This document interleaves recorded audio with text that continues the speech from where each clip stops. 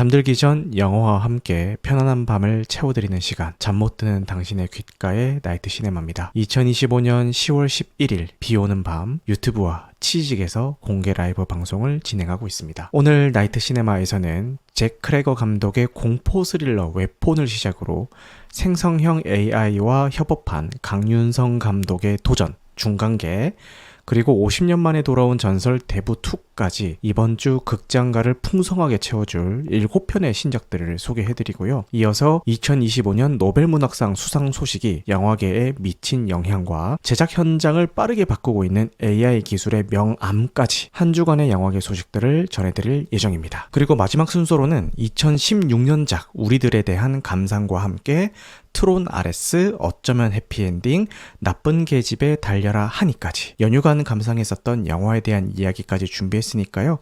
끝까지 함께 해주세요.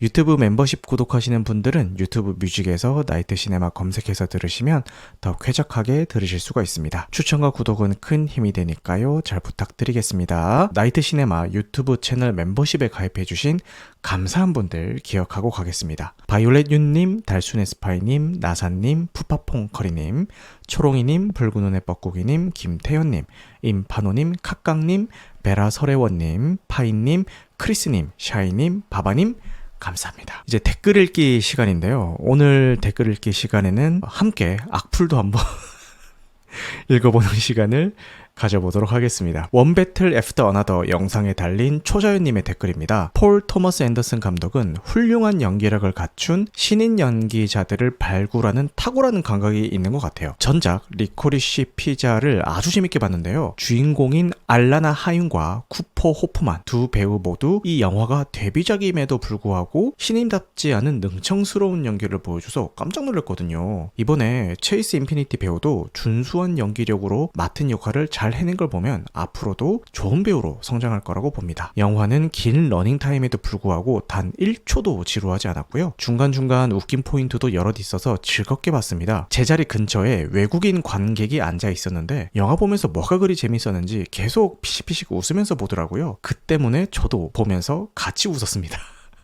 오랜만에 작품성과 오락성을 동시에 잡은 영화를 보는 것 같아서 뿌듯했어요 라고 남겨주셨는데, 이번 체이스 인피니티 배우를 생각해보면은 이 폴 토머스 앤더슨 감독이 신인 배우를 발굴하는 감각이 탁월하다라는 말씀에 공감이 됩니다. 옆자리 외국인 관객분과 함께 웃었다라고 하셨는데, 이 낯선 사람들과 같은 순간에 같은 감정을 공유하는 그 경험이야말로 극장에서 영화를 보는 즐거움 중에 하나가 아닐까 싶네요. 근데 간혹 가다가 외국인이랑 웃음 포인트가 달라가지고 영화 볼 때 좀 고생했다 이런 후기들도 많이 들리던데, 다행히 우리 초자연님은 그러지 않으셨나 보네요. 이렇게 구체적인 감상을 공유해 주셔서 감사합니다. 그리고 첼드님이 올해 최고의 외국 영화가 아닐까 싶습니다. 대사 하나하나가 허튼 게 없고 상징과 대비도 풍부해서 계속 파헤치는 재미도 있었습니다 라고 해주셨는데, 올해 최고의 외국 영화라는 말씀에 저도 공감하고요. 감독이 정말 치밀하게 연출을 했구나 라는 거에서 이제 감탄을 하게 되죠. 그래서 극장을 나서서도 계속 생각하게 되는 영화인 것 같아요. 이런 영화를 함께 이야기할 수 있는 분이 계셔서 참 좋다라는 생각이 듭니다. 앞으로도 종종 들러서 좋은 의견 많이 남겨주세요. 감사합니다. 그리고 루토비님이, 자, 지금부터 이제 악플의 향연이 시작이 됩니다.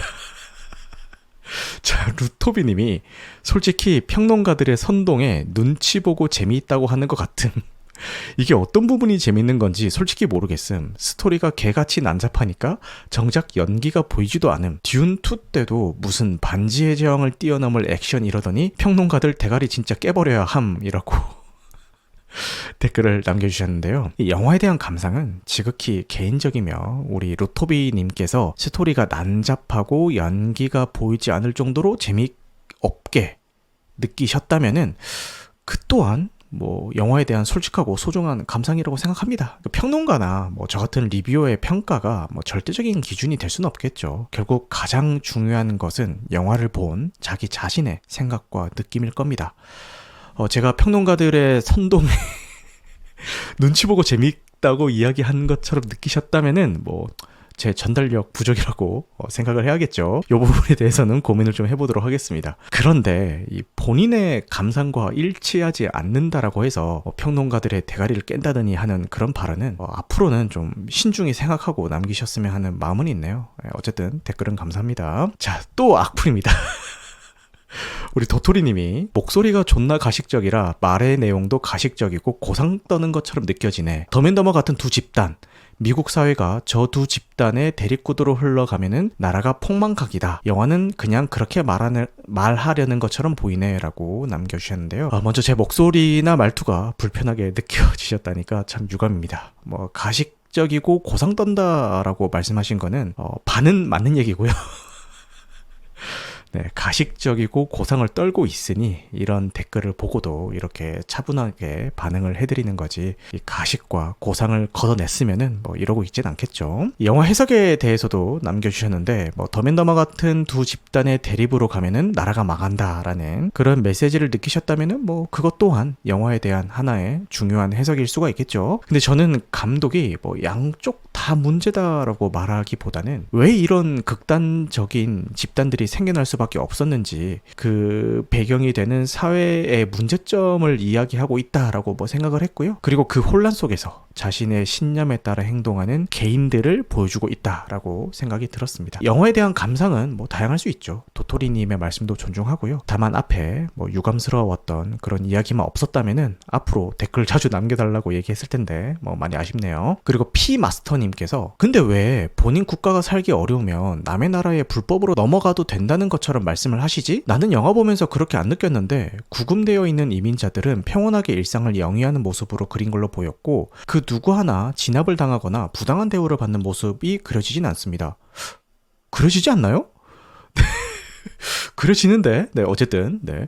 프렌치 75는 거창한 명분이 있는 것 같지만 철부지 아이들 같이 그려지고요. 백인 우월주의자들이 하는 말은 너무 터무니없어서 이게 현실을 반영한다는 느낌은 아니었습니다. 그냥 농담 같았어요. 이게 보는 사람마다 느끼는 게 많이 다르군요. 이 영화가 진짜 대단한 점이 그것입니다. 민감한 주제를 가지고도 뭔가 가르치려 한다든지 어떤 집단의 감정이입을 하게 만든다든지 하지 않아요. 그냥 개인에게만 감정을 느끼게 합니다. 라고 해주셨는데 이 정도의 이야기는 충분히 수용 가능합니다. 이거는 전혀 악플이나 그렇게 느껴지지 않고 내 리뷰를 보고 이 정도 생각은 충분히, 이 정도 반문은 충분히 할 수 있겠구나 라는 생각이 드는 그런 댓글이었습니다. 일단 영화를 보시면서 느낀 점들을 구체적으로 공유해 주셔서 너무 감사하고, 제 리뷰를 들으시고 본인 국가가 살기 어려우면은 남의 나라에 불법으로 넘어가도 된다는 것처럼 이제 말한다라고 이제 느끼셨다면은 그 부분은 제 설명이 부족했던 것 같고요. 다시 제가 들어봤는데 충분히 그렇게 들릴 수도 있었겠다라는 생각이 들었습니다. 근데 다시 명확하게 말씀을 드리자면은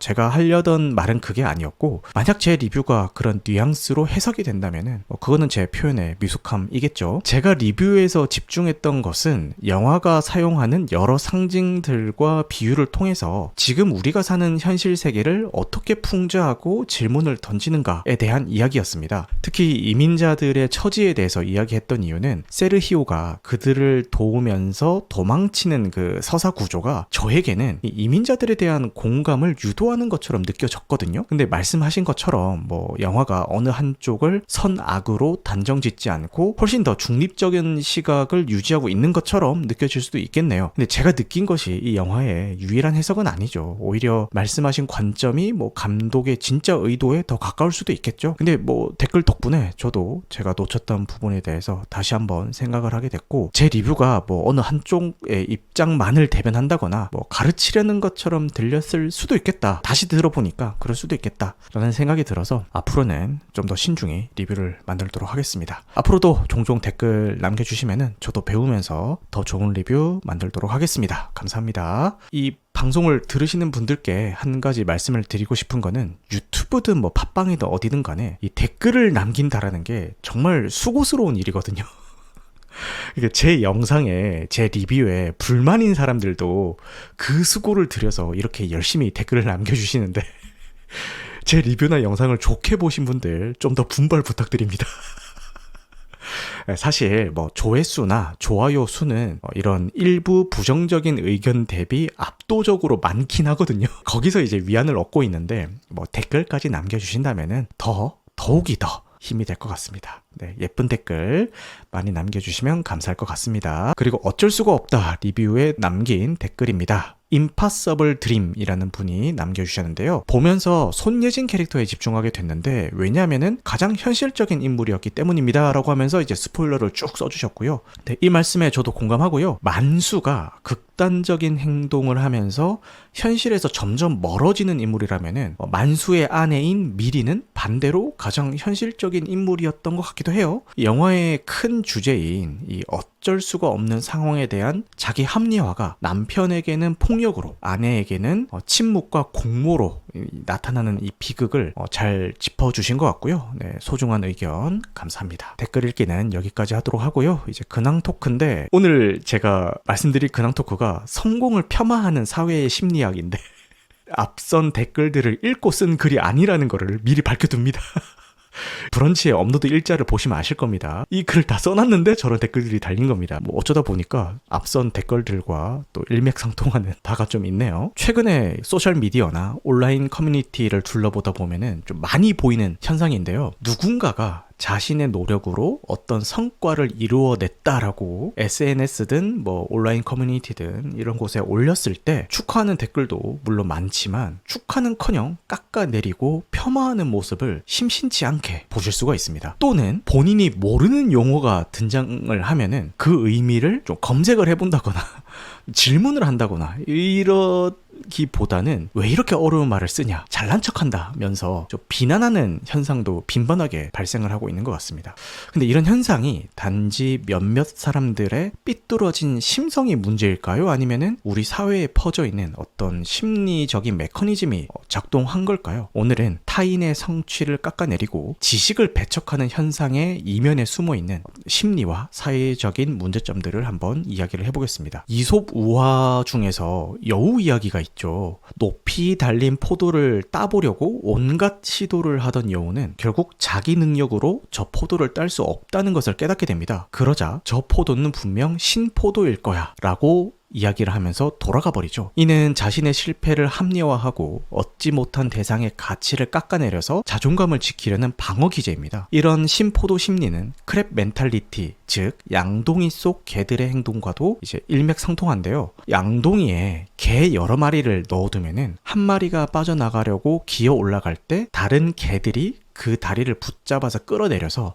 결국 아무도 탈출하지 못하게 만듭니다. 내가 이루지 못한 것을 다른 사람이 이뤄내면은 그 성취를 인정하려기보다는 어떻게든 끌어내리려는 심리가 작동하는 거죠. 우리 주변에서 이런 사례는 쉽게 찾아볼 수가 있습니다. 젊은 사업가가 성공 스토리를 공유하면은 부모 잘 만났겠지, 그냥 운이 좋았겠지 라는 댓글이 어김없이 달리고요. 회사 동료가 어려운 성과를 달성을 하면은 타이밍이 좋았던 거겠지 라고 치부를 해버리고요. 지인이 꾸준히 노력해서 다이어트에 성공하면은 쟤는 원래 살 빠지기 좋은 체질이잖아 라면서 그 과정을 평가절하하기도 합니다. 은하는 크림팡님이 쟤는 살 빠지니 별로다 맞아요. 저것도 비슷한 맥락의 그런 반응이겠죠. 유튜버나 인플루언서 같은 새로운 직업을 향해서 요즘 애들은 참 편하게 돈 번다라고 비판하는 것도 비슷한 맥락으로 보일 수가 있겠죠. 이런 행동의 밑바닥에는 인지 부조화라는 심리 개념이 자리합니다. 나는 노력하면 성공할 수 있다라는 믿음과 나는 노력했지만 저 사람처럼 성공하지 못했다라는 현실 사이의 괴리가 불편함을 일으키는 거죠. 이 불편함을 해소하기 위해서 사람들은 가장 손쉬운 방법을 택합니다. 상대의 성공을 운이나 부정한 방법 덕분이라고 왜곡하거나 사실 저 성공은 별거 아니다라고 스스로를 속이는 거죠. 결국 자신의 무력함이나 열등감을 성공한 사람에 대한 공격성으로 표출하는 겁니다. 이런 방어 심리는 지식이나 전문성에 대한 반감으로도 나타납니다. 예를 들어서 영화 감상평에 이 작품은 점프스케어 기법을 효과적으로 활용했다라는 표현이 있다면 그냥 깜짝 놀래키기라고 하면 되지 왜 굳이 어려운 말을 쓰냐라고 반문하는 사람들이 있죠. 그 이면에는 내가 모르는 단어를 사용하는 상대에 대한 반감과 새로운 것을 배우려는 노력 대신에 기존의 지식 안에 머무르려는 심리가 숨어 있습니다. 모르는 용어가 나오면은 검색하거나 질문하면 될 일인데 너무 전문적으로 굴지 말라면서 상대를 낮추는 방식으로 자존심을 지키는 쪽이 훨씬 쉽고 편하게 느껴지는 것이죠. 이런 현상은 다양한 분야에서 나타납니다. IT나 경제 전문가들이 사용하는 용어에 대해서 있어 보이려고 일부러 어려운말을 쓴다고 비난하거나 요리 레시피의 조리법 용어에서 아는 척 좀 작작하라라고 반응을 하기도 하죠. 영화 평론가들의 평이 본인의 감상과 일치하지 않으면은 앞선 댓글들처럼 평론가들을 싸잡아서 평가절하해버리는 발언도 서슴지 않습니다. 특정 집단에서만 통용되는 밈이나 은어에 대해서도 그 배경이나 맥락을 이해하려는 노력 없이 너희들끼리만 아는 말을 쓰지 말라면서 비난하기도 하죠. 이는 결국 자신의 무지를 인정하기보다는 상대방을 잘난 척하는 사람으로 몰아가서 상황을 모면하려는 태도로 보입니다. 이를 더닝크루거 효과와도 연결해 볼 수 있을 것 같은데요. 어떤 분야에 대해서 잘 모르는 사람일수록 오히려 자신은 꽤 많이 안다라고 착각하는 현상입니다. 능력이 부족하기 때문에 자기가 무엇을 모르는지조차 모르는 상태에 빠지는 거죠. 그러다 보니까 다른 사람의 진짜 전문성이나 지식도 제대로 알아보지 못하고 오히려 공격하게 됩니다. 결국 자신의 지적 게으름을 정당화하기 위해서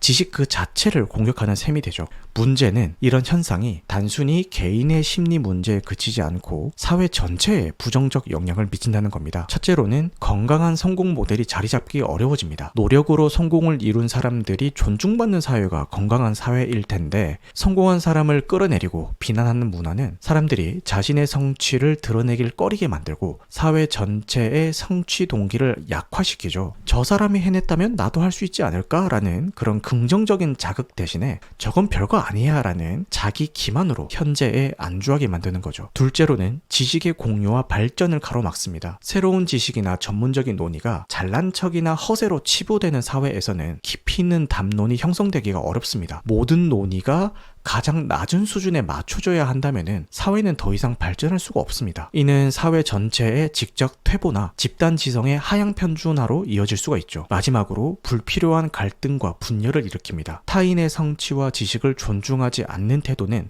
소모적인 오해와 갈등을 만들어냅니다. 이런 방법에는 이런 한계가 있다라는 건설적인 비판 대신에 좀 별거 아니네 라는 원색적인 비난이 난무하고 이는 건강한 공동체 문화를 파괴하죠. 그렇다면 우리는 어떻게 해야 될까요? 내가 이루지 못한 것을 이룬 사람을 향한 질투 혹은 모르는 것을 마주했을 때의 당혹감은 어쩌면 사람이라면은 느끼게 되는 자연스러운 감정일 수도 있죠. 하지만 중요한 것은 그 감정을 어떻게 다루고 어떤 행동으로 표출하냐입니다. 개인적인 차원에서는 타인의 성취를 보면 비난의 키보드를 두드리기 전에 그 노력의 가치를 인정하고 배울 점을 찾아보는 성숙한 태도가 필요하죠. 모르는 단어나 개념을 봤을 때는 아는 척하지 말라라고 쏘아붙이기보다는 질문하거나 검색하는 게 선행되어야겠죠. 사회적으로는 성취를 함께 축하하고 전문성을 존중하는 문화를 만들어가야 됩니다. 경쟁보다는 협력을 끌어내리기보다는 서로를 끌어올리는 분위기가 조성이 될 때 우리 사회는 더 건강해질 수가 있겠죠. 우리가 손을 뻗어도 닿지 않는 포도를 향해서 저건 신포도일 거야 라고 외치면서 돌아서는 대신에 어떻게 하면 저 포도를 딸 수 있을지 함께 고민하고 사다리를 놓아주는 사람에게 박수를 보내는 사회, 그런 사회가 바로 우리 모두가 함께 성장하고 발전하는 건강한 사회가 아닐까요? 네, 이 대본을 쓰고 난 다음에 앞서서 소개해드린 저 댓글들을 보면서 야, 이거는 근황 토크에 넣어도 되겠다. 더더욱이 근황 토크에 넣어야겠다라는 생각이 들었습니다. 네, 오늘 근황 토크는 여기까지 하고요. 개봉 영화 소개로 바로 넘어가 보도록 하겠습니다. 어느덧 완연한 가을이 되었죠. 취향에 따라서 골라볼 수 있는 다채로운 장르의 영화들이 우리를 찾아오는데요. 지금부터 10월 15일과 16일에 개봉하는 기대작 7편을 차례대로 소개해드리겠습니다. 가장 먼저 소개할 작품은 강렬한 공포 스릴러 웨폰인데요. 바바리안으로 예측 불허의 공포를 선사했던 잭 크레거 감독의 신작입니다. 한 마을에서 17명의 아이가 동시다발적으로 사라지는 미스터리한 사건을 다루는 영화인데요. 얽히고 설킨 사건의 실타래를 풀어가는 과정이 128분 내내 손에 땀을 쥐게 만든다라고 합니다. 호러의 거장 스티븐 킹도 정말 무섭다, 그래서 마음에 든다라고 극찬했다라고 하는데요. 특히 이번 부산국제영화제에서 먼저 공개가 된 후 미친 영화라는 극찬이 쏟아졌다라고 하니까 독창적인 이야기에 목마르셨던 분들이라면은 절대 놓치지 마시길 바랍니다. 있습니다. 저도 만약에 다음 주에 한 편을 볼 수 있다면은 이 웹폰을 볼 예정입니다. 웹폰이 뭐 직역하면은 말씀처럼 무기라는 뜻이긴 한데 이 영화에서 어떤 의미로 쓰였는지는 영화를 보고 나서 좀 생각을 해보도록 하겠습니다. 다음은 한국 영화계의 흥미로운 도전 중간계인데요. 범죄도시를 연출했던 강윤성 감독이 이번엔 생성형 AI와 손을 잡았습니다. 이승과 저승 사이의 기묘한 공간에 갇힌 네 사람이 저승사자들과 벌이는 추격전을 그렸다라는데요. 감독은 기술의 도움을 받았지만 결국 중심은 인간의 감정이라고 말하면서 새로운 작업 방식에 대한 자신감을 보였습니다. AI가 스토리는 물론 영상과 리듬 설계까지 참여한 최초의 시도인 만큼 기술과 예술이 어떻게 조화를 이뤘을지 한번 확인해보면 좋을 것 같네요. 60분의 짧지만 강렬한 체험을 CGV에서 단독으로 만나보시면 좋을 것 같습니다. 중간계 60분인데 관람 금액이 똑같을까요? 라고 하는데 요거 검색 한번 해볼게요. 왜냐면은 얼핏 본 것 같거든요. CGV 중간계 티켓가 8,000원입니다. 8,000원. 운하는 크림빵이 예리하신데. 네, 티켓가는 8,000원입니다.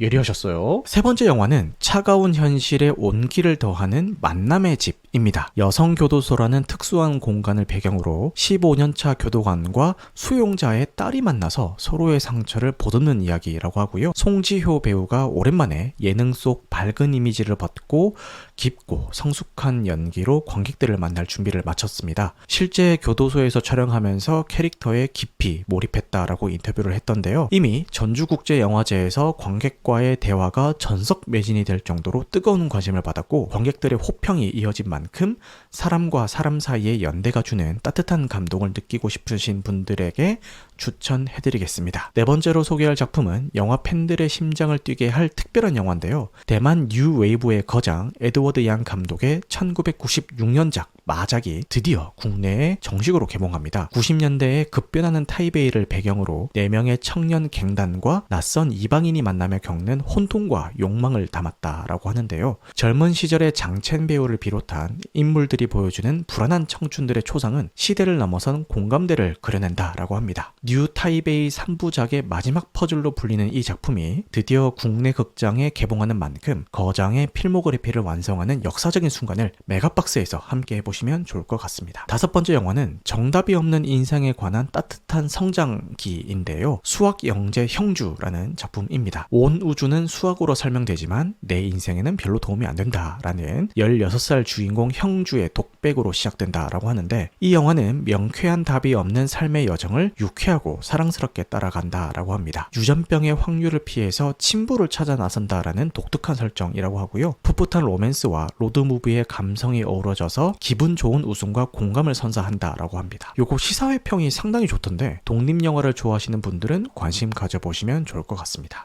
여섯 번째 작품은 영화사의 전설 대부2입니다. 무려 50년의 세월이 흘렀지만 여전히 최고의 속편이자 완벽한 걸작으로 꼽히는 이 영화가 4K 리마스터링으로 우리 곁에 돌아옵니다. 아버지 비토의 과거와 아들 마이클의 현재를 교차하면서 보여주는 대서사시는 무려 200분의 러닝타임 동안 한순간도 눈을 떼지 못하게 만듭니다. 이미 롯데시네마에서 진행된 1, 2편 연속 상영회가 뜨거운 반응을 얻었다라고 하니까요. 스크린으로 거장들의 숨막히는 연기와 연출을 경험할 마지막 기회를 놓치지 않길 바라겠습니다. 마지막으로 소개해드릴 작품은 전 세계적인 신드롬을 일으키고 있는 주술회전의 극장판 주술회전 회옥옥절입니다. 이번 극장판은 최강의 주술사 고조 사토루와 최악의 주술사 게토 스구루의 돌아갈 수 없는 청춘을 그리고 있는데요. TV 애니메이션 2기의 인기 에피소드를 극장판으로 재구성했지만 단순히 요약하는 데 그치지 않고 5.1 채널 서라운드 사운드와 새롭게 편곡된 OST는 물론 오직 극장에서만 볼 수 있는 신규 일러스트 엔딩 영상까지 추가되어서 팬들에게는 특별한 선물이 될 예정입니다. 개봉을 기념해서 콜라보 카페가 문정성시를 이루는 등 이미 팬덤의 열기는 최고조에 달했다라고 하니까요. 이 축제에 동참해 보시는 것도 좋겠네요. 저는 요거 주술회전 지금 만화책으로 보고 있는데 지금 3권까지 봤거든요. 근데 아직까지는 재밌는데 30몇 권인 완결까지 다 본 지인들의 말에 의하면은 전형적인 용두삼이라고 해서 이걸 계속 봐야 될지 좀 고민의 기로에 서 있습니다. 이렇게 7편의 영화가 바로 다음 주에 우리를 찾아오는데요. 여러분들의 마음을 이끄는 영화와 함께 깊어가는 이 가을을 한층 더 풍요롭게 보내시길 바라겠습니다. 저는 1순위는 웨폰이고 2순위는 대부2가 될 것 같습니다. 저는 최고 기대작이 8번 출구입니다 라고 하는데 요거 개봉일이 10월 말이었던 것 같은데 잠깐만요. 8번 출구 국내 개봉일 10월 22일이 국내 개봉일이네요. 저도 요거 8번 출구 전혀 기대 안 하고 있었는데 이번 부국제에서 보고 온 사람들이 호평을 많이 하셔가지고 갑자기 기대되기 시작했습니다. 다음은 영화뉴스 시간인데요. 다양성 가산점이라는 뉴스를 좀 소개를 해드려야 될 것 같습니다. 최근 우리 영화계를 뜨겁게 달구고 있는 논란인데요. 바로 다양성 가산점 제도입니다. 뉴스나 커뮤니티 같은 것들을 통해서 한 번쯤은 들어보셨을 것 같아요. 이 제도는 영화진흥위원회가 주관하는 정책인데 성소수자, 장애인 등 사회적 소수자의 이야기를 담은 작품에 가산점을 주는 제도입니다. 그런데 이 과정에서 포용과 공정이라는 두 가지 중요한 가치가 정면으로 부딪히면서 뜨거운 논쟁이 벌어지고 있습니다. 과연 이 제도는 우리 사회가 더 나은 방향으로 나가기 위한 과정일까요? 아니면은 예술의 본질을 흔들 수 있는 위험한 제도일까요? 사실 이 제도가 갑자기 등장한 건 아니고요. 그 시작은 2021년에 도입됐었던 여성 가산점 제도였습니다. 여성 창작자를 지원하고 여성의 이야기를 장려한다라는 긍정적인 취지였지만 도입 초기부터 논란이 있었죠. 이 남성에 대한 역차별이 아니냐라는 비판이 꾸준히 제기가 됐었고 결국 2023년에는 정부가 제도 폐지를 권고하기에 이르렀습니다. 하지만 영진위는 제도를 폐지하지 않았고 오히려 그 대상을 더 넓히는 선택을 했는데요. 기존의 성별을 넘어서서 성소수자, 장애인, 지역, 계급 등 더 폭넓은 소수 집단의 목소리를 담는 다양성 가산점으로 제도를 확대 개편한 것입니다. 주류 문화계가 놓쳤었던 다양한 이야기를 발굴해서 우리 문화 콘텐츠를 더욱 풍성하게 만들겠다라는 명분인데요. 문제는 이 가산점의 영향력이 생각보다 크다라는 점입니다. 100점 만점 평가에서 약 5점의 가산점을 받지 못하면 만점을 받는 것이 사실상 불가능하고요. 다양성 서사를 포함하지 않은 작품은 처음부터 95점 만점에서 경쟁을 시작하는 셈이 되겠죠. 이름은 가산점이지만 받지 못한 쪽에서는 감점처럼 느껴질 수밖에 없는 구조입니다. 실제로 이 제도 때문에 수상 순위가 뒤바뀌는 사례가 발생했는데요. 한 공모전에서는 가산점이 없었다면 2위에 올랐을 작품이 5위에 머물렀다라고 하네요. 창작자들 사이에서는 아무리 작품을 잘 만들어도 소수자 서사를 담지 않으면 밀려날 수가 있다라는 불안감이 확산되고 있습니다. 물론 이 제도가 지닌 긍정적인 취지를 무시할 수는 없습니다. 국가인권위원회도 과거 유사한 제도에 대해서 구조적인 차별을 개선하기 위한 적극적인 조치라고 판단한 바가 있었죠. 그동안 주류 문화에서 배제되어 오던 다양한 정체성의 이야기가 대중문화 속에 자연스럽게 녹아들 때 우리 사회의 포용성도 함께 성장할 수가 있겠죠. 그런 의미에서 이 제도는 분명 의미 있는 시도이긴 합니다. 하지만 이런 취지에도 불구하고 현실의 벽은 높아 보입니다. 가장 근본적인 비판은 창작의 자유를 침해할 수 있다라는 점인데요. 가산점을 얻기 위해서 소수자 서사를 억지로 끼워 넣는 이른바 무지개 세탁이 만연할 경우 피상적이고 깊이 없는 묘사가 넘쳐날 수가 있습니다. 이는 결국 컨텐츠의 전반적인 질적 하락으로 이어질 수 있다라는 우려가 큽니다. 공정성의 문제도 핵심 쟁점인데요. 2021년 가산점 제도가 없었다면 수상했을 남성 작가 4명이 상금을 놓친 사례는 역차별 논란의 대표적인 예죠. 작품은 오로지 작품성으로만 평가받아야 한다라는 기본 원칙이 흔들린다라는 반발이 거셀 수밖에 없습니다. 흥미로운 점은 일부 성소수자 커뮤니티 내부에서조차 비판의 목소리가 나온다는 겁니다. 우리의 정체성이 특혜의 기준이 되는 것은 인권운동의 본질을 흐릴 수가 있다라는 우려에서 나온 이야기죠. 이는 이 문제가 얼마나 복합적인지 보여줍니다. 절차와 법리적인 문제도 지적이 됩니다. 영진위는 차별금지법 조항을 제도의 근거로 들었지만 이는 차별해서는 안 된다라는 원칙을 특정 집단을 우대해야 한다라고 자의적으로 해석한 논리적 비약이라는 비판이 있습니다. 결국 다양성 가산점 논란은 소수자를 포용하려는 선한 의도가 공정성과 창작의 자유라는 또 다른 가치와 충돌하면서 복잡한 질문을 던지게 됐습니다. 지금 우리 사회에 주어진 과제는 소수자의 목소리에 더 귀를 기울일 기회를 만들면서도 예술의 본질과 공정한 경쟁의 가치를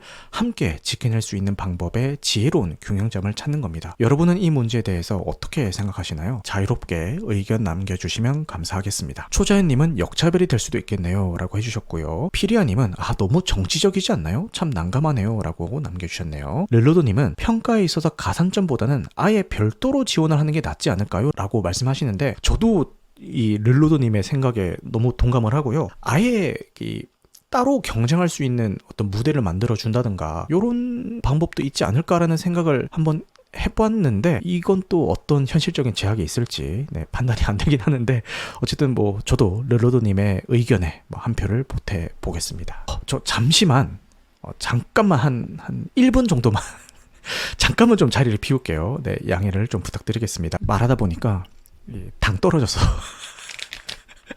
젤리 하나 가져왔습니다. 요거 하나, 젤리 하나만 좀 먹으면서 할게요. 왜냐면은 오늘 제가 왕복 8시간 운전을 하고 방송을 켰거든요. 그 할아버지가 그 영천 호국원에 이제 모셔져 있거든요. 근데 추석 연휴 때 어떡하다 보니까 이제 찾아뵙지 못해서 오늘 날 잡고 당일치기로 갔다 왔는데 휴게소 들리는 시간까지 해서 이제 왕복 한 8시간 정도 운전을 했죠. 그리고 나서 집에 오자마자 바로 애 재우고 방송 준비하고 이렇게 방송을 켜다 보니까 당이 떨어졌어. 요 젤리도 오늘 이렇게 휴게소에 들려서 샀던 젤리인데 요거 종종 말 많이 하면 머리 핑 돌 때 있어요. 소름. 이거 다양성 가산점 마무리 멘트 할 때쯤 돼서 우리 쥐났을 때 지잉하는 그 느낌 들잖아요. 그게 약간 머리에 이제 드는 거예요. 그래서 이건 당 떨어졌다. 젤리 먹어야겠다. 그래서 요 젤리 좀 먹고 하겠습니다. 양해를 좀 구하겠습니다. 당 떨어지면 다시 당 보충 타임을 가지도록 하겠습니다. 많이들 저 포도는 신포도일 거야.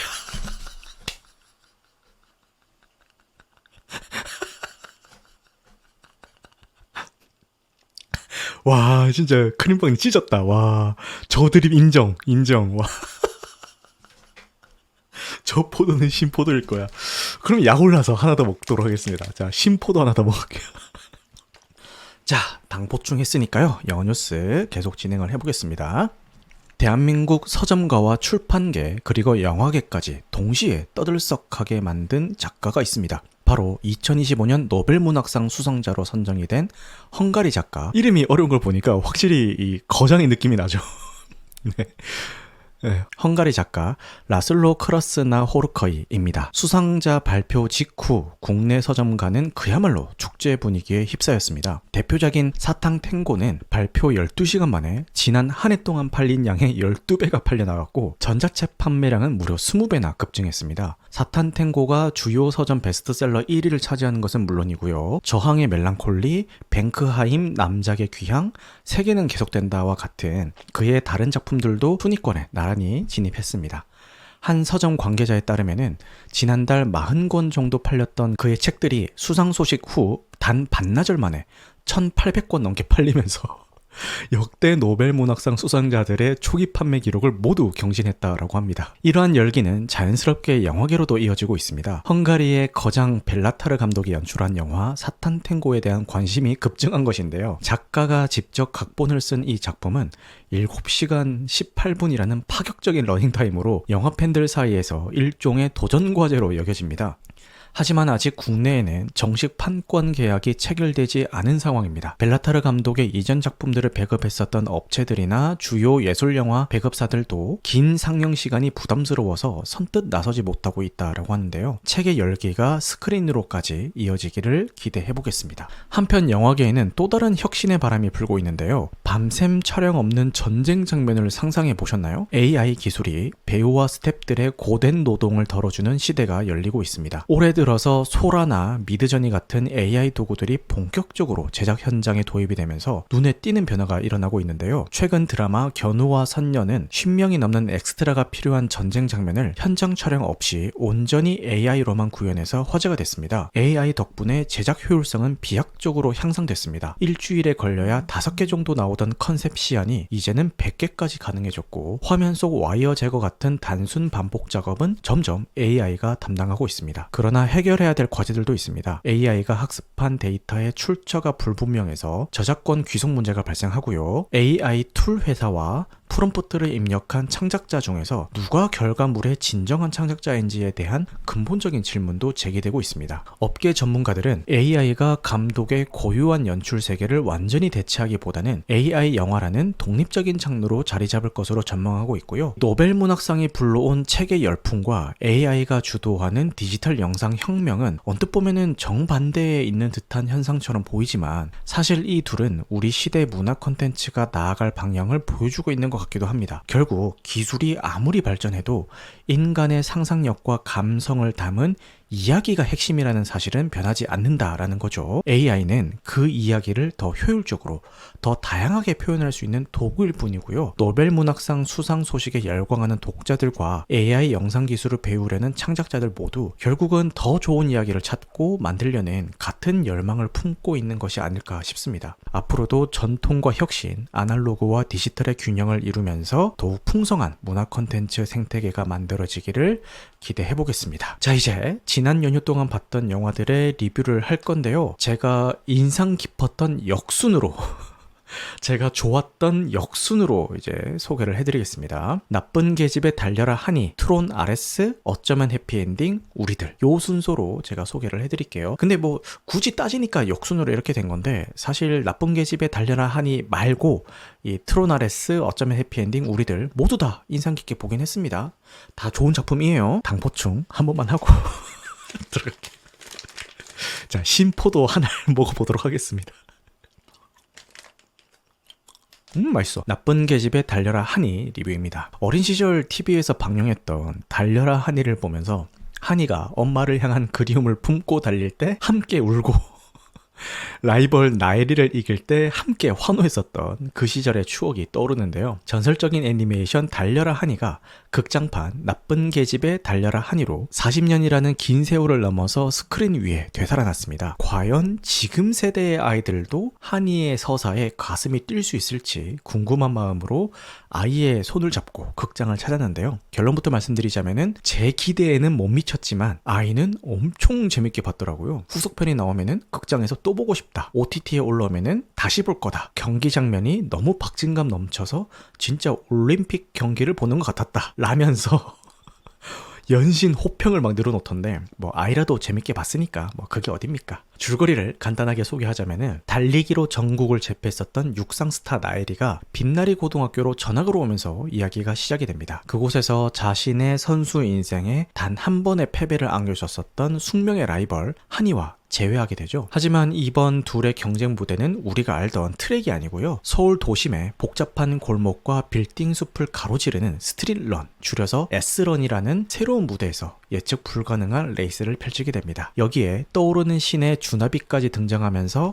3명의 숨막히는 레이스가 시작이 됩니다. 이번 영화의 가장 큰 특징은 주인공 자리를 한이가 아닌 한이의 라이벌 나엘이에게 넘겨주었다라는 점인데요. 원작자 이진주 화백은 인터뷰에서 애초에 기획할 때 진짜 주인공은 나엘이었다라고 이야기를 했고요. 에리에게 항상 미안한 마음이 숙제처럼 남아 있었다라고 밝히기도 했는데요. 이 시간이 흐르면서 나엘이의 강한 승부욕 같은 특성들이 재조명을 받게 되었고 마침내 에리가 주인공이 될 수 있는 시대가 열린 거죠. 영화의 제목인 나쁜 계집애가 바로 나엘이를 가리키는 것처럼 영화는 항상 1등을 해야 한다는 강박에 시달려온 에리의 내면을 그립니다. 그리고 나엘이를 통해서 나는 왜 달리는가 라는 질문을 던지는데요. 늘 한이의 등을 보면서 달려야 했었던 2인자의 열등감 속에서 에리는 무엇을 위해 달려야 하는지 스스로 답을 찾지 못한 상태였습니다. 영화는 탄탄한 기본기를 갖춘 나엘이를 육상 트랙에서 끄집어내서 예측 불가능한 변수로 가득한 도심의 길 위에 세웁니다. 정해진 코스만 달려왔던 에리에게 세상에는 정말 다양한 길이 있다라는 것을 보여주고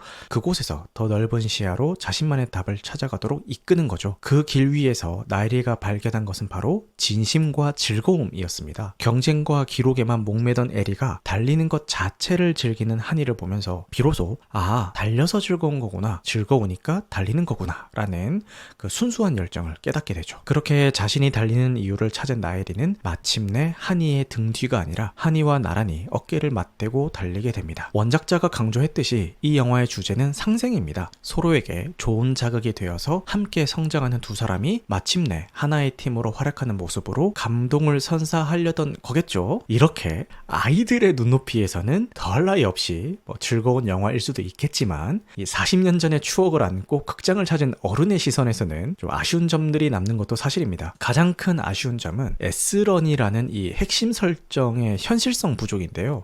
어린 관객들에게 자유와 속도, 도전의 이미지를 주려는 그런 의도는 이해는 되지만 그 과정이 설득력 있게 그려지지는 못했습니다. 선수들이 행인들과 부딪히고 쓰레기통을 엎는 것은 물론이고요. 자동차를 징검다리처럼 밟고 선수들끼리 몸싸움도 서슴지 않는 모습은 이게 스포츠라기보다는 시민들에게 민폐를 끼치는 행위처럼 보였습니다. 이런 현실과의 괴리가 이야기의 몰입을 방해하는 요인이 되었습니다. 캐릭터의 디자인에서도 고개를 갸웃하게 되는 부분이 있었는데 새로운 라이벌인 주나비는 하니와 나이리의 성장을 자극하는 역할이긴 하지만 고등학생이라는 설정에 맞지 않는 과한 노출 복장으로 이게 가족 애니메이션에서의 적절한 선택이었는지 좀 의문이 들게 만들었습니다. 정말 소소하지만 전체적인 완성도를 떨어뜨리는 부분도 있었는데 바로 자막의 폰트입니다.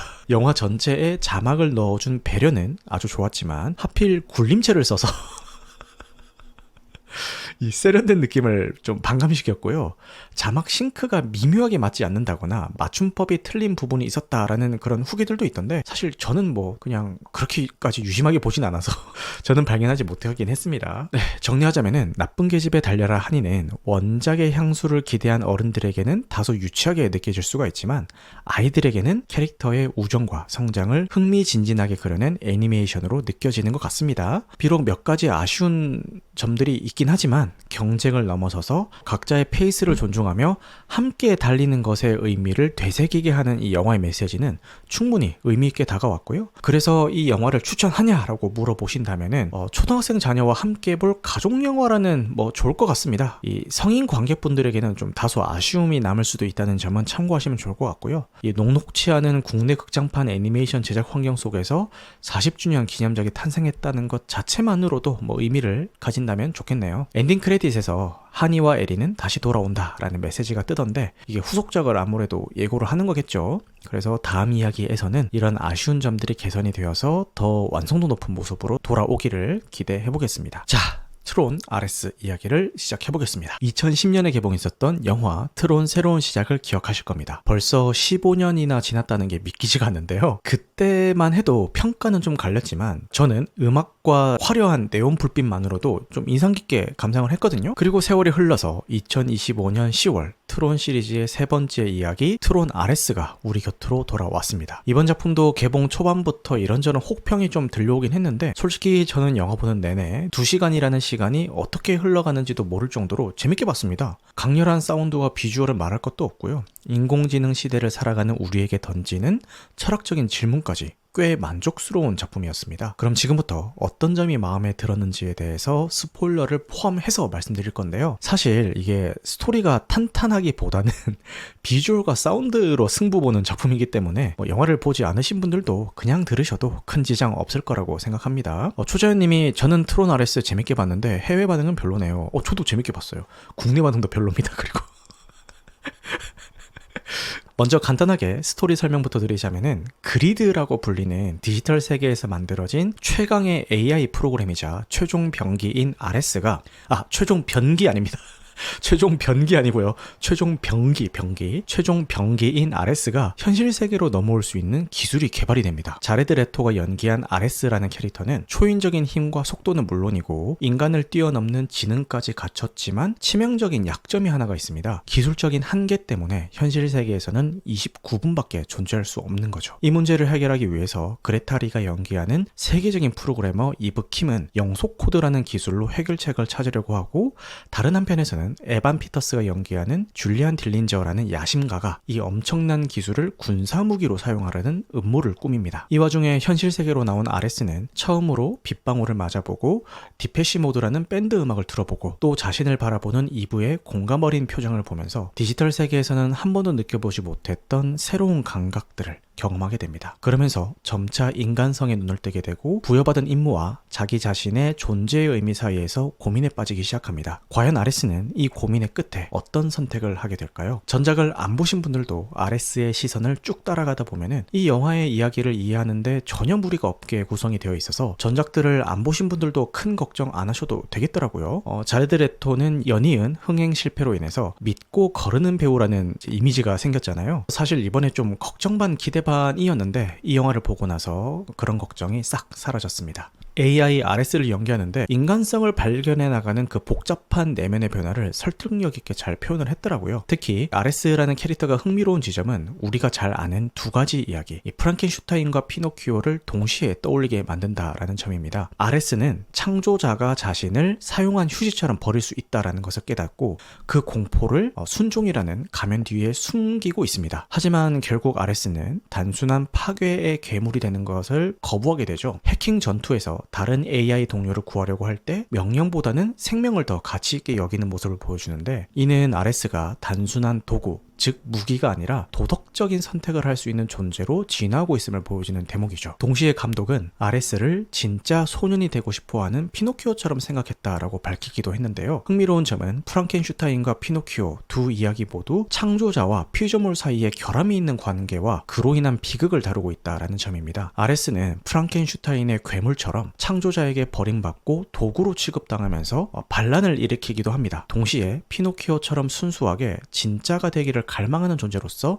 자신의 정체성을 찾아나가죠. 이 지점에서 아레스는 자신과 똑같이 현실 세계에 나왔지만 전혀 다른 길을 걷는 AI 아테나와 대척점을 이룹니다. 아레스가 감정을 받아들이고 인간성을 추구하는 반면 아테나는 수단과 방법을 가리지 말고 임무를 완수하라 라는 명령을 맹목적으로 수행하며 파괴를 일삼죠. 이는 현대 AI 개발의 딜레마를 보여줍니다. 도덕적 판단 능력이 없는 AI는 아테나처럼 끔찍한 재앙을 초래할 수가 있고, 반대로 감정을 갖게 된 AI는 아레스처럼 창조자의 통제를 벗어날 수가 있죠. 결국 프랑켄슈타인 이야기의 교훈이 괴물이 아니라 창조자의 무책임이 문제였던 것처럼 이 영화 역시 지성을 가진 존재를 만들고도 소모품으로 취급한 줄리안의 무책임함을 비판합니다. 아레스는 프랑켄슈타인의 괴물이 될 수도 있었지만 이브와의 교감을 통해서 피노키오의 길을 선택하게 된 거죠. 그리고 이런 아레스의 반대편에는 엑스맨 시리즈의 유쾌한 퀵실버와는 180도 다른 모습을 보여준 에반 피터스 배우가 있습니다. 신경질적이고 오만한 빌런 줄리안 역할을 맡았는데 악역도 잘 소화를 하더라고요. 또 영화 패스트 라이브즈에서 섬세한 연기로 극찬을 받았던 그레타리는 트론 시리즈 최초의 한국인 주인공 이브킴을 연기했는데요. AI와 교감하는 과학자로서의 역할은 안정적으로 잘 해냈지만 솔직히 액션 연기에서는 조금 좀 아쉬움이 남긴 하더라고요. 인상 깊었던 장면에 대해서 말씀드리자면은 아레스가 모차르트 음악보다 디페시 모드의 음악이 더 낫다라고 말하는 장면이었는데요. 디페시 모드는 1980년대에 신디사이저를 기반으로 신스팝이라는 장르를 개척한 밴드인데, 클래식의 대명사인 모차르트가 인류의 역사와 전통을 상징한다면은 전자음악인 디페시 모드는 디지털 세계에서 태어난 아레스 본인의 정체성을 보여주는 것 같더라고요. 전작인 트론 새로운 시작하면은 또 음악을 빼놓을 수가 없잖아요. 그래서 이번에는 음악을 누가 맡았을까 궁금했는데, 이번에는 전설적인 인더스트리얼 록밴드 나인인치 네일스가 참여했더라고요. 영화 소셜 네트워크나 소울 같은 작품으로 이미 아카데미 음악상까지 받은 분들이죠. 강렬하고 날카로운 전자음과 인더스트리얼 사운드가 영화의 사이버펑크 분위기를 그냥 멱살 잡고 끌어가는데, 덕분에 시청각적인 쾌감을 한 단계 더 끌어올렸습니다. 지금 쿠조쿠조님도 그렇고 디로도님도 그렇고 저희 피리아님도 그렇고 다들 음악은 극찬일색입니다. 저도 보면서 와, 음악 미쳤다라고 생각하면서 너무 인상 깊게 들었던 기억이 있습니다. 이 영화가 단순히 AI 정체성의 고민만을 다룬 게 아니라 시의적절한 경고를 던진다는 점도 인상적이었는데요. 특히 아테나라는 또 다른 AI를 통해서 맹목적으로 명령을 수행하는 게 얼마나 위험한지를 보여주는데, 수단과 방법을 가리지 말고 임무를 완수하라 라는 명령을 받고 아테나는 임무에 방해되는 무고한 희생자들을 망설임 없이 제거한 뒤에 장애물 제거됨이라고 딱딱하게 AI처럼 보고하는 그런 장면이 나옵니다. 여기서 약간 정치 얘기가 섞여서 좀 불편한 분들이 계실 수도 있는데 느낀 점을 말씀드리는 거예요. 계엄 사태가 터졌을 때 상부의 부당한 명령에도 불구하고 양심에 따라서 소극적으로 대응했었던 일부 군인들 덕분에 더 큰 참사를 막을 수 있었던 게 생각이 나는 장면이었고요. 인간의 양심적인 판단이 없는 AI였다면 그 결과는 훨씬 더 끔찍했겠죠. 결국 이 영화는 기술 자체는 좋고 나쁨이 없는 중립적인 것이고 그걸 사용하는 인간의 의도가 중요하다라는 메시지를 던지고 있습니다. 이브 킴이 파티클 레이저라는 기술로 생명의 상징인 오렌지 나무를 만들어내는 반면에 줄리아는 똑같은 기술로 파괴의 무기를 대량 생산하려고 하는 모습이 바로 이 메시지를 보여주는 거죠. 어떤 분들은 이 트론 RS를 보시고 난 다음에 비주얼이나 음악은 좋았는데 스토리가 아쉽다라고 이야기하기도 하는데요. 물론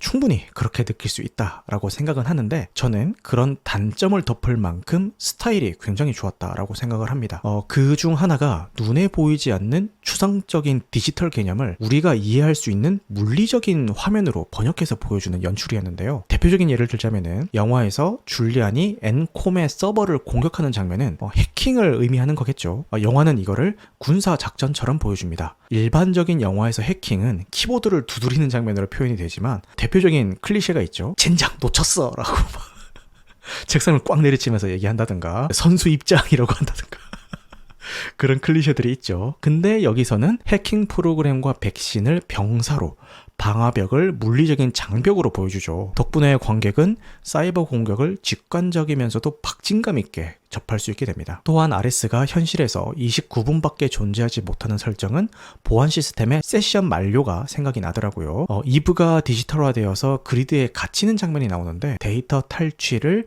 실제 인간을 납치하는 것으로 표현한 거겠죠. 줄리안이 코드를 추출하고 운반자를 삭제해라 라고 명령하는 장면은 이건 어떻게 보면은 데이터 처리 명령이지만 운반자가 실제 인간인 이브이기 때문에 살인 명령이 되어버리는 거죠. 이런 방식은 디지털 시대의 사이버 전쟁을 대중이 쉽게 이해하고 받아들이게 만드는 효과까지 있는 것 같아요. 트론 RS가 완벽한 영화는 아닐지도 모릅니다. 하지만 화려한 네온 불빛과 철학적인 고민이 함께 존재하는 이 트론의 세계관은 그 자체만으로도 충분한 가치를 가지고 있다라고 생각이 들고요. 네온빛이 그려내는 디지털 세계의 아름다움과 9인치 네일스의 강렬한 사운드가 주는 시청각적인 쾌감, 그리고 AI 시대를 살아가는 우리에게 던지는 시적절한 고민거리들만으로도 이 영화를 극장에서 경험할 이유는 충분하다라고 생각이 듭니다. 영화를 보신 분들은 어떻게 보셨는지 궁금합니다. 자유롭게 감상 남겨주시면 저도 읽고 배우도록 하겠습니다. 윤가님이 궁금하긴 하네요 라고 하는데 뭐 이런 영화를 극장에서 봐야지 뭘 극장에서 봅니까? 네, 요거는 극장에서 충분히 볼만한 영화입니다. 자, 다음은 어쩌면 해피엔딩이라는 작품인데요. 스토리가 중요한 작품은 아니라서 그냥 들으셔도 될 것 같습니다. 리뷰하기 전에 비하인드 스토리를 좀 말씀드리자면은 최초로 저에게 먼저 컨택이 와서 광고를 의뢰했던 그런 작품이고요. 유튜브 리뷰 광고는 아니고 인스타그램에서 이제 예매권을 주는 그런 광고였어요. 감독님이 저한테 직접 연락을 주셨더라고요. 솔직히 말씀드리면 저도 아예 안중에도 없던 작품이었는데 내가 광고할 영화인데 봐야 되지 않나라는 생각에 보러 갔거든요. 근데 영화가 너무 좋은 거예요.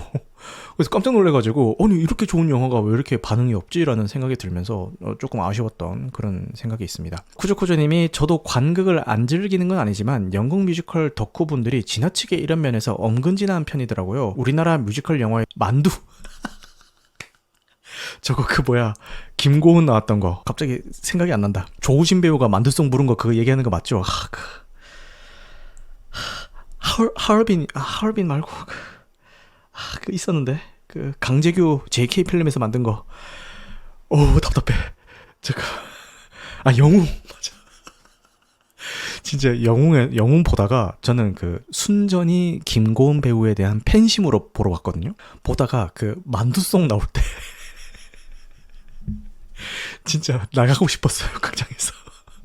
극장에서 나가고 싶었어요. 진짜로. 와 진짜 맞아요. 만두 공감합니다. 뮤지컬은 진짜 명작이라던데 영화는 왜 그렇게 만들어가지고. 근데 그거 아세요? 영화 영웅 이야기를 나눴던 사람들은 다 영웅을 욕하거든요. 근데 엄청 흥행한 거 아세요? 관객수 되게 많이 든 거 아세요? 깜짝 놀랐습니다. 이래서 JK 하는 겁니다. 네. 다시 영화 이야기로 돌아보겠습니다. 어쩌면 해피엔딩을 보고 왔습니다. 원작 뮤지컬이 워낙 유명하죠. 한국 창작 뮤지컬의 역사를 새로 썼다라고 해도 과언이 아닌데요. 2018년 제2회 한국 뮤지컬 어워즈에서 소극장 뮤지컬상을 포함해서 무려 6관왕을 휩쓸면서 작품성을 제대로 인정받았습니다. 여기서 그치지 않고 대학로를 넘어서 브로드웨이까지 사로잡았는데요.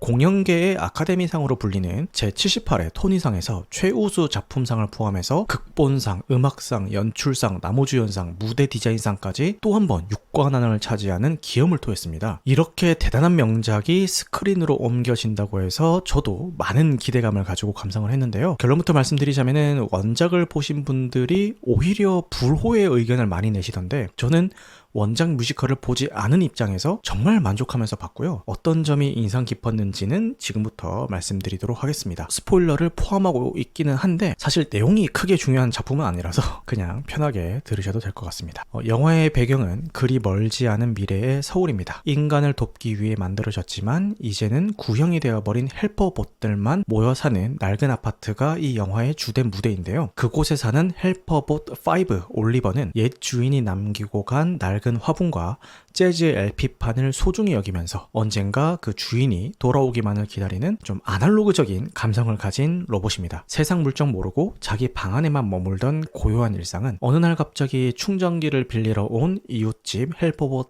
6 클레어의 등장으로 새로운 국면을 맞이하게 됩니다. 성격부터 취향까지 너무나도 다른 두 로봇은 각자의 목표를 위해 예기치 않은 여행을 함께 떠나게 되는데요. 단종된 로봇이라는 사실을 들키지 않으려고 어설프게 인간 커플 행세를 하는 과정에서 이들은 오직 인간의 전유물로만 느껴졌던 사랑이라는 낯설고 복잡한 감정을 서툴게 배워나가기 시작합니다. 이 영화는 로봇이라는 비현실적인 설정을 통해서 역설적으로 가장 인간적인 감정의 본질이 무엇인지를 탐구하는데요. 이걸 보면서 정말 흥미로웠던 지점이 바로 사람과 인간이라는 두 단어의 쓰임새였습니다. 감독은 이 미묘한 단어의 차이를 통해서 두 주인공의 내면과 세상을 바라보는 시선을 섬세하게 그려내더라고요. 구형 헬퍼봇인 올리버에게 사람은 자신이 섬기고 사랑했던 옛 주인, 즉 특정 개인을 의미합니다. 그는 자신을 사람과 감정적으로 연결된 존재로 여기고 그 관계 속에서 존재의 의미를 찾으려고 하죠. 반면에 올리버보다 신형인 클레어는 더 많은 데이터를 통해서 인간이라는 종족의 특성을 학습했습니다. 그녀에게 인간은 자신들을 필요에 따라 만들고 버리는 불완전하고 예측 불가능한 존재들의 집합인 거죠. 이 미묘한 단어의 차이가 감정에 무방비한 올리버와 상처받는 것을 두려워하는 클레어의 근본적인 다름을 보여주는 아주 중요한 열쇠가 됩니다. 이렇게 서로 다른 둘이 만나서 그 차이를 인정하고 서로에게 스며드는 과정은 우리 모두가 사랑 앞에서 느끼는 설렘과 두려움의 모습과 많이 닮아 있더라고요. 이 영화의 가장 큰 매력은 뭐니 해도 원작의 서정성을 스크린에 그대로 옮겨온 두 주연 배우의 연기라고 생각을 합니다. 신주엽 배우와 강혜인 배우가 극의 90% 이상을 끌고 간다라고 해도 과언이 아닌데요. 로봇 특유의 미세하게 삐걱거리는 움직임이나 감정이 실리지 않은 듯한 말투를 완벽하게 구사하더라고요. 그러면서도 노래를 통해서는 캐릭터의 내면에 피어나는 다채로운 감정을 효과적으로 전달했습니다. 감독의 섬세한 연출도 돋보였는데 무대에서는 상상에 맡겼어야 했던 제주도의 반딧불 풍경이나 두 로봇의 여정을 아름다운 영상미와 세련된 색감으로 스크린에 구현을 했습니다. 다만 한 가지, 원작 뮤지컬의 매력을 충실히 살리는 데 집중하다 보니까 영화의 전개가 다소 잔잔하고 연극처럼 느껴지는 부분도 있습니다. 이 점은 아마 뮤지컬 장르에 익숙하지 않은 관객분들에게는 호불호가 갈릴 수 있는 지점이 될 것 같습니다. 내구성은 뛰어나지만 기능이 제한된 구형 모델 올리버와 고급 기능을 가졌지만 쉽게 고장나는 신형 모델 클레어의 대비는 노화나 장애 그리고 죽음에 대한 은유로 읽히기도 합니다. 특히 올리버가 반딧불을 2달밖에 살지 못하는 작은 숲의 로봇이라고 표현하는 장면이 있는데 이 대사 하나가 유한한 생명과 그 속에서 빛나는 순간의 소중함을 함축적으로 보여주는 것 같아서 인상 깊었습니다. 이런 설정들을 바탕으로 영화는 결국 사랑이 반드시 행복한 결말을 보장하지 않는다는 걸 알면서도 우리는 왜 사랑에 빠지는 걸까라는 질문을 질문을 남깁니다. 그리고 영화는 그 해답을 결말이 아닌 과정 그 자체에서 찾고 있습니다. 앞서서 말한 반딧불이처럼 말이죠. 반딧불이는 짧은 생을 살지만 스스로 빛을 냅니다. 그 존재 자체가 현재를 살아있음의 증명인 거죠. 유한한 생명이 그 빛의 소중함을 퇴색시키지 못하듯이 영화는 온전하게 사랑하기 위해서는 상실에서 오는 가슴 아픔과 슬픔까지도 함께 받아들여야 한다라고 말합니다. 함께 재즈 LP를 듣고 낡은 화분을 돌보고 서로의 부족한 점을 채워주며 제주도로 향하는 그 모든 여정 자체가 바로 사랑의 의미이자 목적이 되는 겁니다. 여기서 영화의 제목 어쩌면 해피엔딩의 의미가 비로소 완전해집니다. 이 제목은 단순히 행복한 결말일 수도 있다라는 그런 불확실성만을 뜻하지는 않습니다. 이 어쩌면이라는 단어 속에는 확신할 순 없지만 그럼에도 불구하고 기대하는 마음, 보장되지는 않았지만 그래도 믿어보려는 용기가 담겨 있습니다. 그리고 해피엔딩은 완벽하게 마무리된 미래가 아니라 함께했던 그 순간들 자체가 이미 충분히 행복한 이야기였다라는 깨달음을 의미하는 것 같습니다. 그래서 클레어가 기억을 지웠든 아니든 두 로봇이 다시 만났을 때 나누는 괜찮을까요? 라는 질문과 어쩌면요? 라는 대답이 바로 이 작품의 핵심이라고 보였습니다. 확신은 없지만 어쩌면, 그 어쩌면이면 충분하다라는 거죠. 클레어가 상처받을 것을 알면서도 기꺼이 올리버를 선택하듯이 올리버가 기억을 지우지 않고 아픔을 안고 살아가기로 했듯이 말입니다. 사랑의 가치는 그 결말이 아니라 사랑하는 그 순간순간에 있다는 것. 행복한 결말이 아닐 수도 있다라는 불안감마저 감수할 만큼 사랑하는 과정에서 얻는 기쁨, 슬픔, 배움, 그리고 함께 쌓아가는 추억들이 우리를 충분히 빛나게 한다는 것. 그것이 바로 이 영화가 들려주는 해답이겠죠. 이 영화가 주는 감동은 눈물을 펑펑 쏟게 만드는 그런 종류라기보다는 가슴 한편이 아련하게 저려오는 그런 느낌에 가깝습니다. 격한 감정의 파도보다는 잔잔하게 스며드는 여운이 정말 오래 남더라고요. 자극적인 이야기보다 마음에 오래 남는 따뜻한 온기를 선호하는 관객이시라면 아마 이 영화가 오래 만난 사랑스러운 작품 중 하나로 기억되지 않을까 싶습니다. 위키드나 라라랜드 같은 대규모 뮤지컬 영화들이 화려한 세트와 수백 명의 엑스트라 그리고 거대한 댄스 시퀀스로 관객들을 압도한다면 어쩌면 해피엔딩은 정반대의 방식으로 다가옵니다. 두 명의 배우가 대부분의 장면을 채우고요. 작은 아파트와 여행길이 주된 무대입니다. 하지만 이 소박함이야말로 이 영화의 가장 큰 무기입니다. 거대한 볼거리가 없기 때문에 우리는 온전히 배우들의 연기와 노래 그리고 이야기 그 자체에 집중할 수가 있거든요. 화려한 군무 대신에 두 로봇이 반딧불이 숲에서 나누는 교감이 그리고 웅장한 합창 대신에 서로를 향해 부르는 듀엣이 오히려 더 깊은 울림을 주는 거죠. 이야기와 음악은 아주 가깝고 친밀하게 느껴지지만 그 안에서 피어나는 감정은 어떤 대작 못지않게 웅장합니다. 결국 작은 스케일이 오히려 보편적인 감정을 더 순수하게 전달해주는 겁니다. 무엇보다 저는 이런 소규모 뮤지컬 영화가 더 많은 창작자들에게 새로운 가능성을 보여준다라고 생각합니다. 수백억의 제작비가 없어도 좋은 이야기와 훌륭한 배우 그리고 아름다운 음악만 있다면 충분히 감동적인 뮤지컬 영화를 만들 수 있다라는 하나의 증명이니까요. 물론 저도 화려한 볼거리를 자랑하는 뮤지컬 영화 좋아하는데요. 하지만 개인적으로는 이렇게 작지만 반짝이는 우리 주변의 소소한 일상과 사랑을 알차게 담아낸 소중한 이야기들이 더 마음에 와닿고 또 더 많이 사랑받았으면 하는 바람이 있습니다. 때로는 작은 것이 더 아름답고 더 진실하며 더 오래 기억에 남는 법이니까요. 로봇도 사랑할 수 있다면 어쩌면 우리도 다시 사랑할 용기를 낼 수 있지 않을까요? 이 영화를 보셨거나 원작 뮤지컬을 보신 분들은 어떻게 보셨는지 궁금합니다. 댓글로 감상을 남겨주시면 감사한 마음으로 읽도록 하겠습니다. 요 리뷰글의 신가님이 원작 뮤지컬 엔딩 보면서 정말 펑펑 울었습니다 라고 남겨주셨는데요. 저도 원작 뮤지컬을 본 건 아닌데 영화 보면서 괜히 좀 울컥하게 되더라고요. 자, 그리고 오늘의 마지막 리뷰, 우리들에 대한 후기를 말씀드릴 건데요. 요게 제가 지난 연휴 동안 본 영화 중에서 제일 인상 깊었던 작품이고요. 극장 개봉작은 아니지만 그래도 정말 인상 깊게 봤기 때문에 꼭 리뷰를 하고 싶었습니다. 네, 오늘의 마지막 순서로 우리들 이야기를 해보겠습니다. 어른이 되어가는 길목에서 누구나 한 번쯤 겪었을 관계의 미열을 섬세하게 그려낸 영화, 윤가은 감독의 2016년 작품 우리들을 왓챠파티를 통해서 청취자분들과 함께 감상을 했습니다. 이 영화는 아이들의 세계를 통해서 우리 모두의 모습을 비추는 맑고도 시린 거울 같은 작품인데요. 친구가 세상의 전부였던 시절 사소한 말 한마디에 천국과 지옥을 오갔던 기억을 가진 분들이라면 누구나 공감하실 수 있는 작품입니다. 봉준호 감독이 최고의 한국 영화 중 하나로 꼽았고요. 가수 아이유 씨가 인생 영화라고 고백하기도 했는데요. 저 역시 굉장히 인상 깊게 봤습니다. 그럼 지금부터 어떤 점이 인상이 깊었는지 스포일러를 포함해서 설명해 드리도록 하겠습니다. 영화는 체육 시간 모두의 시선이 집중된 피구 코트에서 시작이 됩니다. 카메라는 편을 가르기 위해 아이들이 한 명씩 호명되는 동안 마지막까지 선택받지 못한 채 홀로 남겨진 주인공 선의 표정을 비춥니다. 기대와 실망 그리고 체념이 스쳐 지나가는 선의 얼굴을 섬세하게 포착하는데요. 이 장면 하나만으로도 아이가 겪는 소외감이 어떤 설명보다 강렬하게 전달되면서 영화가 본격적으로 시작됩니다. 조용한 성격 탓에 늘 혼자인 초등학교 4학년 선에게 여름방학은 새로운 기회로 다가옵니다. 마침 전학 온 지아를 만나게 된 건데요. 외로움을 아는 두 아이는 부모님의 이혼 같은 각자의 비밀을 공유하면서 빠르게 가까워지고 세상에서 가장 소중한 친구가 됩니다. 함께 하는 것만으로도 완벽했던 이 둘의 여름은 개학과 동시에 균열을 보이기 시작합니다. 지아는 선을 조금씩 멀리하게 되고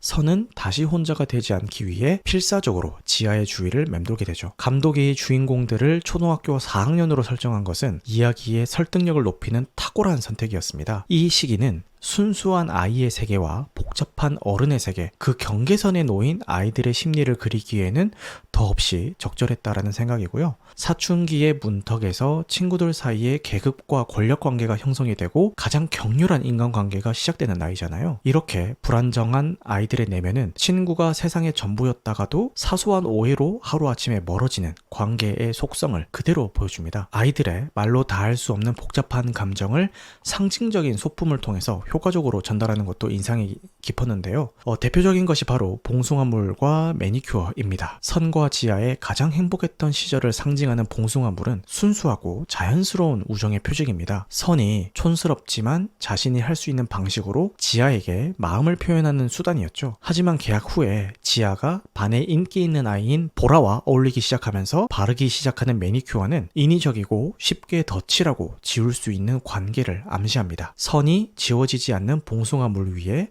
어색하게 매니큐어를 덧바르는 장면이 나오는데 변해버린 관계 속에서 어떻게든 다시 어울리고 싶은 선의 절박하고 혼란스러운 마음을 보여주는 장면으로 보였습니다. 우정 팔찌 역시 선의 복잡한 마음을 담고 있는 소품인데요. 원래 선은 반의 인기녀인 보라에게 선물을 하기 위해서 이 팔찌를 만들었지만 지아가 관심을 보이자 선뜻 건네주면서 둘의 우정을 잇는 매개체가 되죠. 이 팔찌는 소속되고 싶었던 선의 욕구와 지아의 순수한 우정 사이에서 둘의 연결고리이자 관계 변화의 지표로 사용이 되면서 영화의 끝에서는 희미한 희망을 암시하기도 합니다. 이처럼 섬세한 감정선이 관객의 공감을 불러일으키는 가장 큰 이유는 놀라운 현실성에 있습니다. 이는 감독의 독특한 연출 방식에서 비롯되는데요. 윤가은 감독은 초등학교 시절 단짝 친구에게 받은 상처에 대한 자신의 경험을 바탕으로 이 영화를 만들었는데 이창동 감독의 진짜 이야기를 써봐 라는 조언이 결정적인 계기가 되었다라고 합니다. 이 진정성을 화면에 담기 위해서 감독은 연기 경력이 전무한 아이들을 캐스팅해서 대본을 외우게 하는 대신에 특정 상황만 던져주고 즉흥적인 연기를 이끌어냈습니다. 덕분에 아이들의 표정과 대사, 행동 하나하나는 연기처럼 느껴지지 않는 날것의 생생함을 얻을 수가 있었죠. 이러한 리얼리즘은 영화의 가장 큰 미덕 중인 하나인 도덕적 모호함으로 이어집니다. 영화는 누가 가해자이고 피해자인지 섣불리 단정짓지 않고 관계 속에서 미묘하게 변해가는 감정의 결을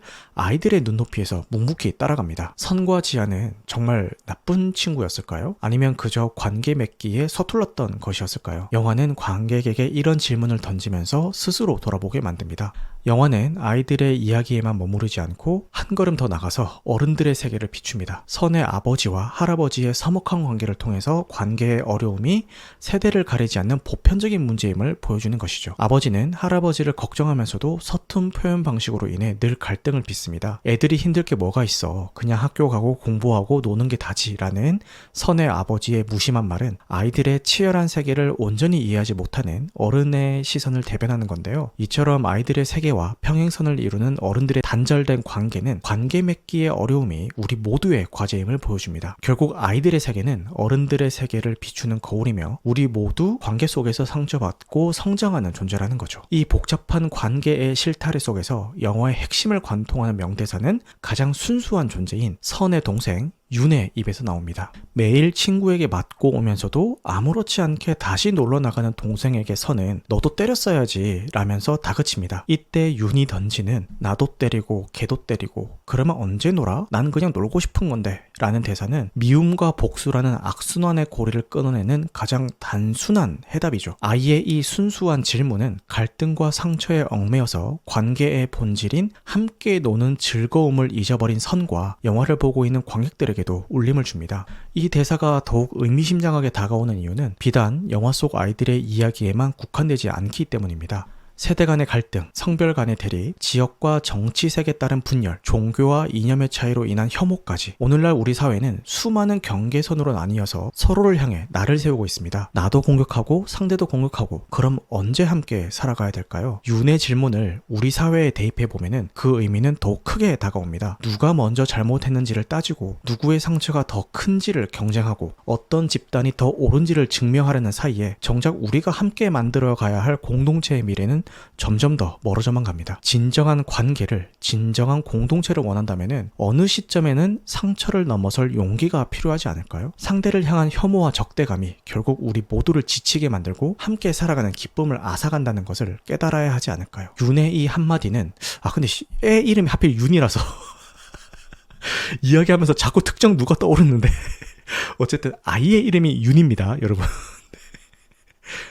윤의 이 한마디는 분열과 갈등으로 얼룩진 우리 사회 전체를 향한 가장 중요한 질문을 던지고 있습니다. 우리는 지금 서로를 공격하느라 정작 함께 살아갈 시간을 잃어버리고 있는 건 아닐까요? 영화의 영문 제목인 The World of Us가 뜻하듯이 우리들이라는 제목은 단순함 속에서도 여러 의미를 품고 있습니다. 어른들은 온전히 이해하기 힘든 아이들만의 복잡하고 치열한 우리들의 세계를 지칭하는 것 같기도 하고요. 더 깊이 들여다보면 다른 여러 가지 의미들도 보입니다. 첫 번째로 는 우리가 되고 싶은 아이들의 소망이고요. 두 번째로는 관계의 어려움을 겪는 사람이 나 혼자가 아니라는 우리들이라는 복수형이 주는 보편적인 위로가 되겠죠. 세 번째로는 아이들을 넘어서 관계에 서툰 어른들까지 포함하는 우리들이 될 수도 있을 것 같습니다. 마지막으로 우리들은 외로움이라는 본질을 공유하는 선과 지하, 즉 두 개의 나에 대한 이야기로도 볼 수 있겠네요. 결국 우리들이라는 제목은 혼자가 아닌 함께, 하지만 완벽하게 하나가 될 수 없는 그 미묘한 거리를 의미합니다. 우리가 되려는 수많은 시도와 그 과정에서 겪는 시행착오, 그 모든 순간을 살아내는 모든 존재들을 포괄하는 의미를 담고 있겠죠. 우리가 되고 싶지만 아직은 우리가 아닌, 그러나 언젠가는 우리가 될 수도 있는 그 가능성의 공간, 그것이 바로 우리들이 아닐까요? 정리하자면 우리들은 아이들의 작은 세상을 통해서